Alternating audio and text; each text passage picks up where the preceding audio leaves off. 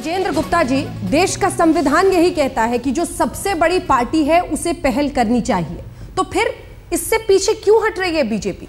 Bharatiya Janata party के पास सबसे ज़्यादा विधायक है, लेकिन उसके बाद भी हमारे पास 4 की संख्या कम है। शोएब इकबाल ने साफ रूप से कहा था कि मैं कांग्रेस से बात करता हूं और आम आदमी पार्टी के साथ मिलकर हम सरकार बनाते हैं। सवाल ये है अंजना कि कोई भी रास्ता ऐसा नहीं बन रहा है जिसमें भारतीय जनता पार्टी किस आधार पर क्लेम करे। देखिए, कांग्रेस और बीजेपी नदी के 2 किनारे हैं, कभी एक हो ही नहीं सकते, संभव ही नहीं है। भारत की राजनीति ये अध्याय ना कभी था, ना है, ना होगा। ये समझ ले, डिक्शनरी में शब्द ही नहीं है, शब्दकोश में शब्द ही नहीं है। तो वो आप हटा दीजिए 10 लोग।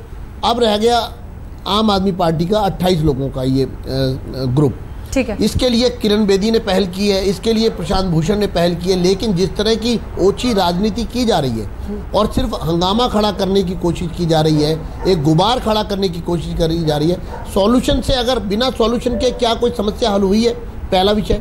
दूसरा, जिस तरह की भाषा का प्रयोग किया जा रहा है उससे साफ लगता है कि राजनीति के अलावा कुछ नहीं करना चाहते, सिर्फ एक हंगामा खड़ा करना चाहते हैं। ठीक है विजेंद्र जी, इसका जवाब मुझे लेना होगा क्योंकि वक्त की कमी है, इसीलिए अंजलि दमानिया जी, सीधा सवाल आपसे कि क्या हंगामा नहीं पूछूंगी मैं ये पूछूंगी कि आपको लग रहा है कि री इलेक्शन होगा तो फिर आप 36 ला पाएंगे अपने बलबूते पर? क्या सत्ता के लिए जनता को फिर से चुनाव में झोंक रही है आपकी पार्टी? अंजना, हम अभी जो मिला है उससे कहीं ज़्यादा ला पाएंगे।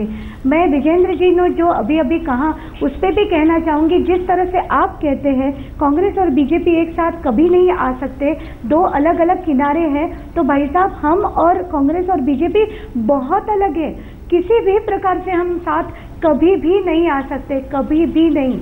और यही कहना चाहूँगी कि हमारा हंगामा खड़ा करना हमारा मकसद नहीं, कोशिश है ये कि पूरी सूरत बदलनी चाहिए, ये बुनियाद हिलनी चाहिए। जो करप्शन की बुनियाद पे आप इतने सालों से काम करते आ रहे हैं, ये मिली मिलावट की जो राजनीति करते आ रहे हैं, इस बुनियाद को हमें हिलाना है, इसे बदलना है, इस सूरत को हमें वक्त हमें इतने की इजाजत देता है। मुझे अंजलि जी आपको रोकना होगा। ठीक है, आपकी बात समझ में आ गई। आपका ये कहना है कि सूरत निकलनी चाहिए, लेकिन उस सूरत को निकालने के लिए हम समझौता नहीं करें।